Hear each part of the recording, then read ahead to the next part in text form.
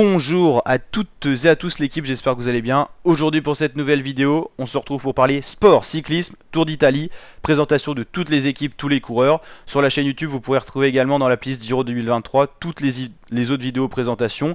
Présentation des favoris pour ce Giro, pour remporter, avec le gros duel annoncé Evenepoel-Roglic. Présentation également de tous les profils d'étape. Et aujourd'hui, c'est présentation de tous les coureurs. Donc, il y a un beau plateau qui sera présent au début du Tour d'Italie 2023. Evenepoel-Roglic s'annonce être le gros duel, mais on sait bien qu'avec un état de forme un peu moins bon du côté d'un des deux ou une chute, ça peut vite changer. Il y aura d'autres beaux coureurs comme Joao Almeida, Geraint Thomas, Alexander Vlasov, Thibaut Pinot, Alexandre Paré-Pinte, Pedersen, Gaviria, Groove, Cavendish, Matthews, Ballerini sont les sprinteurs en vue pour remporter des étapes.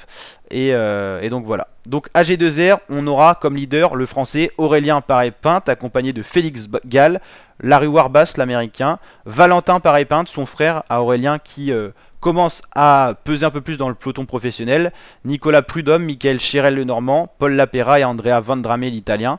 Donc une étape qui n'a pas de sprinter à proprement parler et qui jouera certainement le général en montagne avec Aurélien Paré-Pinte, que je vois bien faire un top 15, un top 20, mais pas forcément un top 10. Il y a beaucoup trop de monde pour faire le top 10, au-dessus je pense de Paré-Pinte. Alpecin de Senix, donc il y aura Caden Groves pour le sprint, Oscar Rizebeck, Christian Zaragli, Stefano Aldani, Nicolas Conci, Ramon Sinkeldam, Alexander Grieger et Zene Leisen. Pas une grosse équipe au départ de cette Alpecin de Senink, hein. C'est pas la Quick Step, hein. On a tendance à confondre, mais c'est l'équipe Alpecin du fameux Mathieu Van Der Poel. Donc ça sera une équipe tournée autour du sprint et pas de réel coureur pour peser au général, il n'y en a même pas du tout simplement. Astana Kazakhstan Team, une équipe qui a souvent été tournée vers les grimpeurs espagnols, italiens et des coureurs formés dans le Kazakhstan et tout. Et là, ils ont recruté Mark Cavendish pour le sprint, donc c'est assez rare. Ils auront Gianni Moscon, l'italien, pour le contre-la-montre. Il y aura également Christian Scaroni, Simone Velasco, Joey Dombrowski, l'américain, pour jouer un général, Batistella, Pronsky, Luisson Sanchez, l'expérimenté espagnol, et Yevgeny Federov. 1, 2, 3, 4, 5, 6, 7, 8, 9. Comment ça se fait qu'il y a 9 coureurs là? 3, 6, 7, 8. 3, 6, 7, 8, 9. Il n'y a que 8 par équipe, donc là il y en a un de trop. Ok. 3, 6, 7, 8. Bah là, en gros, c'est dire qu'il y a un réserviste là-dedans, mais on ne sait pas lequel c'est. Bahrain Victorious, ils ont du monde pour le général. Ils ont déjà le Colombien Santiago Buitrago, il a montré qu'il était en forme cette saison. Lui, j'en suis quasiment sûr à 100%, il va faire un top 10. Reste à savoir s'il sera dans la fin du top 10, le milieu ou voire sur un podium. Je le vois plus sur une 4ème position, on verra ce que ça va donner. Jonathan Myline, Yassa Sutterlin, Damiano Caruso, qui sera lieutenant de montagne, pas favori, même s'il a déjà fait des bons résultats sur son tour national. Jack Haig sera certainement le co-leader de Santiago Buitrago. Jack Haig, il a malheureusement souvent un jour 100 qui le fait louper son général et finir au fin fond du top 10, genre 7 ou 8ème. Gino Meder, ça grimpe bien aussi, Zambarni et Rajovic. Une équipe peut-être la plus costaud sur le plan montagne, c'est peut-être cette équipe avec Buitrago qui grimpe super bien, Caruso, Haig, Mader, ces 4 coureurs qui ont, si on compare par exemple à Pro Cycling, des notes au-dessus de 80 en montagne, c'est-à-dire qu'ils savent très bien grimper.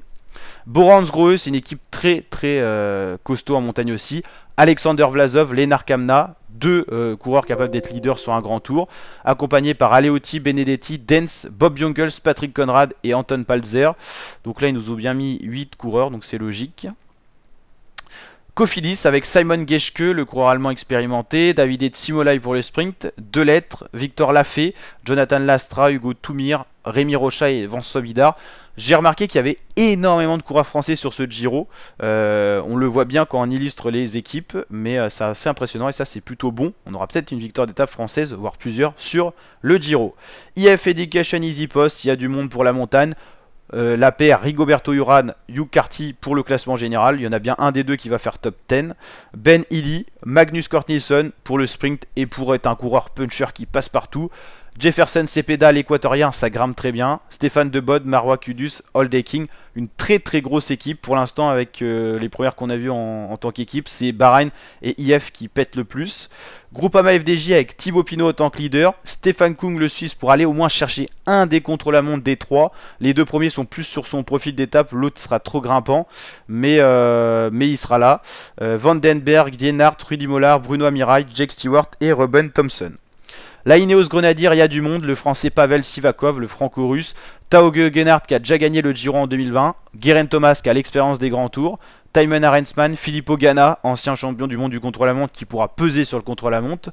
Salvatore Puccio, Lorenz De Plus et Ben Swift. L'Intermarché qui sera plus centré sur le sprint autour de Nicolo Bonifacio, ancien coureur de la Total Energy. Il y aura Rune Eregod, Lorenzo Rota, Erik Sven Bistrom, Lorenz Huss, Arne Marit, Simone Pettilli et Lorenz Rex.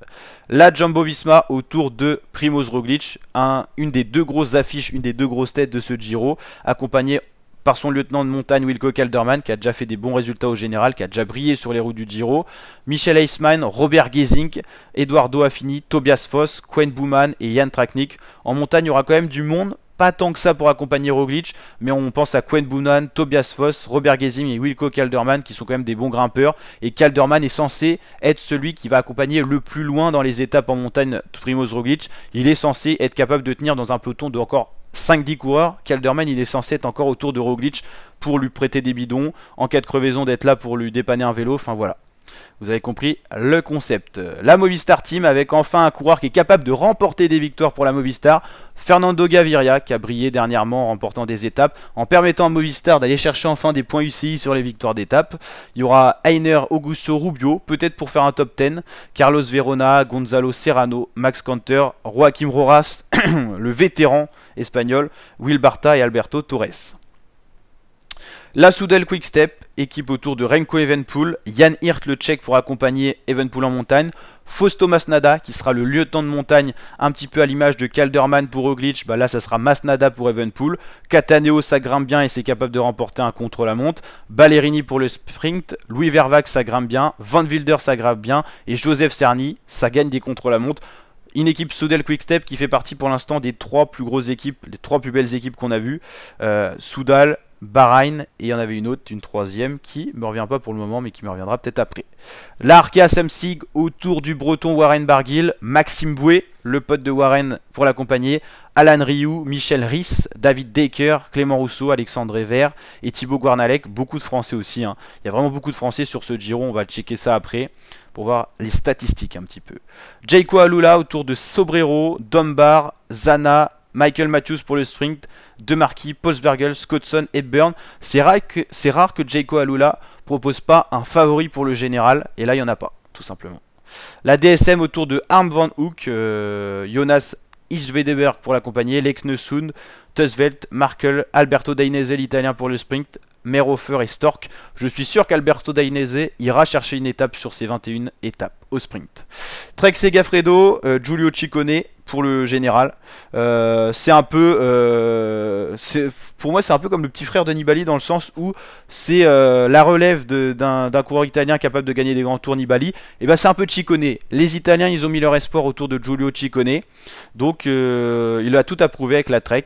Il prend la succession de Nibali pour être leader au général de la Trek, donc à voir ce qu'il va donner. Il sera accompagné par Nathanael Tesfacion, Alex Kirch, Dario Cataldo, Bauke Mollema, Mats Pedersen, ancien champion du monde, Nathanael Tesfacion qui a été mis 2 fois, on ne sait pas pourquoi, et Dan Hull.